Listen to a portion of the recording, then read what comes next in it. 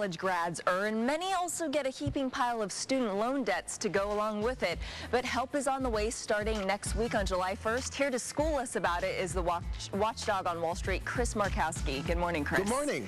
Okay, so a lot of people, they graduate from college and they're lucky if they get any job, but a lot of times the jobs that they are getting straight out of school are really low paying, and they get concerned like, how am I going to repay my student loan debt? But starting next week, change is on the way. So let's talk about income-based repayment. Okay. And let's kind of break down, what new rules are going into effect. Well, basically, the government is deciding that they're going to try to lower your payments based upon how much money you make, and they put it into various different tiers. And I'm sure you guys are going to put the website up for that, so people can go ahead and take a look at that. It's interesting to say that the government wants to start getting involved in this. I think part of the problem is we take a look at education almost the wrong way here in this country. In my opinion, I think colleges and universities they're almost run like investment funds. I was looking yesterday, the Harvard endowment is $38 billion. $38 billion. Yes. This is a school that charges people to go to this school. The interest on that money alone could pay for every single one of these kids to go to school. So, what are we running here? Are we running a business, or are we running an educational institution? Okay, so let's just talk about some of the stuff that's going to start happening July 1st. Now, you talked about caps on people's gross annual income. So 15% cap. So this is based on how much someone makes. They won't pay more than 15% per year, and also depends how many family members you have. Yes. Correct? Yeah, what they're doing is going to be lowering your payments to some degree, and I think also as well, because it's kind of nuanced, the entire argument. Over a certain period of time, you completely forgive your entire loan after 25 years. 25 years, debt and interest out the door, it's completely forgiven. Well, if you're still paying your student loans after 25 years, that's a problem first and foremost. I think people need to go and actually take a look at where they want to go to school, what they want to major in, what type of job they want to go about having before they decide. If you want to get into social work, which is an absolutely noble thing to do, I think you should understand that going to a school that costs $40,000, $50,000 a year. Going to a private university is going to cost you a lot more in the long run. Maybe you should look at public universities. Well, that's part of the problem too. If you're a bank, if banks were actually handling the student loans and they were going to say to you, they were going to loan you the money to go to school, they would look at it saying, okay, well, what do you want to do? Do you want to be a Wall Street professional? Do you want to be a doctor? Do you want to be a lawyer where you can pay this money back? Or do you want to get your degree in basic basket weaving or something like that? They're not going to loan you the money if you're going to go ahead and do that. You said after 25 years, interest is forgiven, debt's forgiven, but for the people, like you said, social work, very noble. Yes. People that have government jobs and nonprofit work, they're forgiven after 10 years. Yes. It's basically trying to get people to get into service, whatever it may be. Like I said, I don't have any problem, with people, the government helping out to that degree, but I think that you should be deciding what schools you're going to go to. I don't think the taxpayers should be paying for this. And you'll be in the chat room. A degree isn't the only thing a college grad needs to earn. Many also get a heaping pile of student loan to go along with it. Help is on the way, though, starting July 1st. Here to school us all about this is the watchdog on Wall Street, Chris Markowski. How you doing, buddy? How much you have when you were done? How much did I have? I had about 11,000. Oh, 11,000. Which by today's standards is tiny. I didn't listen to my father. You should go to a state school. I really wanted to go to the school that I went to, and I ended up piling down a huge amount of debt as well, and many kids do the same thing. Don't plan accordingly. But the government wants to step in now. They have something called the College Cost Reduction and Access Act, and what this is going to do basically is reduce loan costs for people based on income. Yes.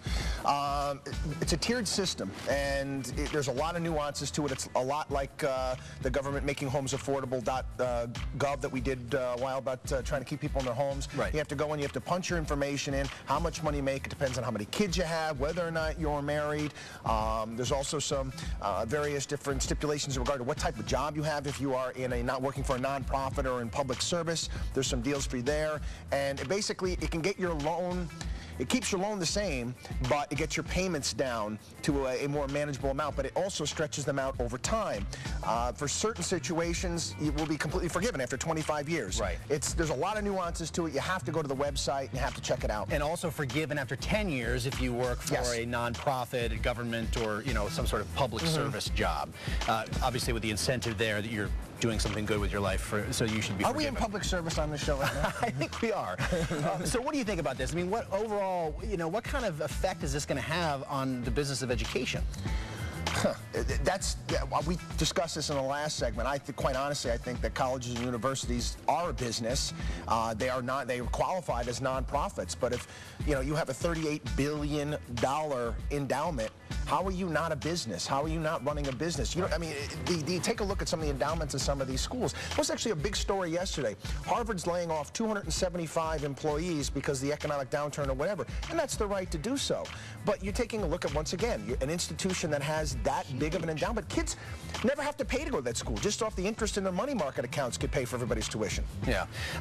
Let's talk a little bit about kind of avoiding this scenario in the first place, let alone this government program. Something that more people need to know about are programs like we have here in Florida, where you can essentially pay for your kids' education up front.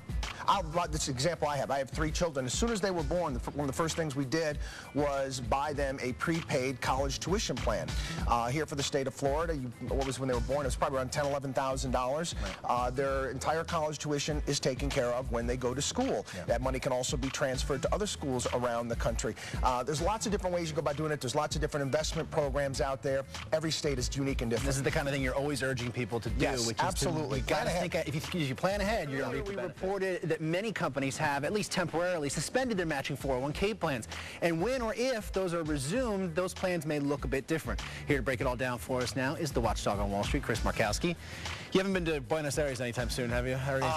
No. Good. No Argentina for me. We're not having any kind of press conference. I think my wife would be a little upset if I was missing for 7 days. I think so.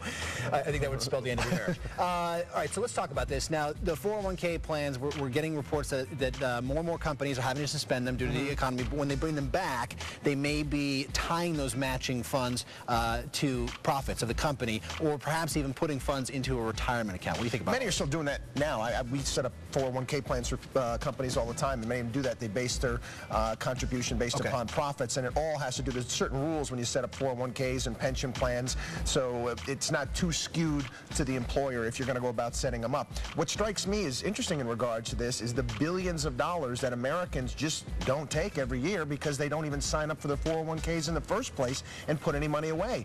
A lot of companies offer matching, and by not contributing to your 401k, this is like free money. You're just not taking. Right. And what about in this scenario that's happened to a lot of people whereby their company just ends the 401k? What do you do then? I would definitely look. You got to speak with a financial advisor, and you got to get your money out of that 401k, transfer. Don't get a check and not put it somewhere. Get it and put it into your own individual then you have to pay IRA. all those penalties. penalties. You have to pay all the penalties, all the taxes. Transfer it to an individual IRA for yourself, and then manage it yourself. And how do you feel about it when people are aggressive with these type of funds? Yeah, it's funny. You get all these rookie stockbrokers that come in and set these things up at companies, and they're like, well, answer a series of questions, and this is how you should go about investing. And a lot of this conventional wisdom is just ridiculous. Getting really aggressive in a 401k plan, trading in and out of funds is just silly. If you're conservative over the long term, if you're just seeing a 5-6% return over a 20, 30-year period of time, if you're young, you're going to be rich anyway. Right. Okay, real quickly, Key and I were having one of our spirited debates during the break about this whole thing with the Citibank pay plan. It's her understanding that they're going to be paid the same amount as they were. I thought it was a little bit of a reduction, but what we're talking about is raising their salary while lowering their bonuses. What's your take on all this? Most of their bonuses tend to be, in a lot of how Wall Street is paid is almost like a waiter or waitress, where they get a small salary and they get a high bonus. And this is because in the early 1990s, Congress said any salary above $1 million is not going to be deductible to the company.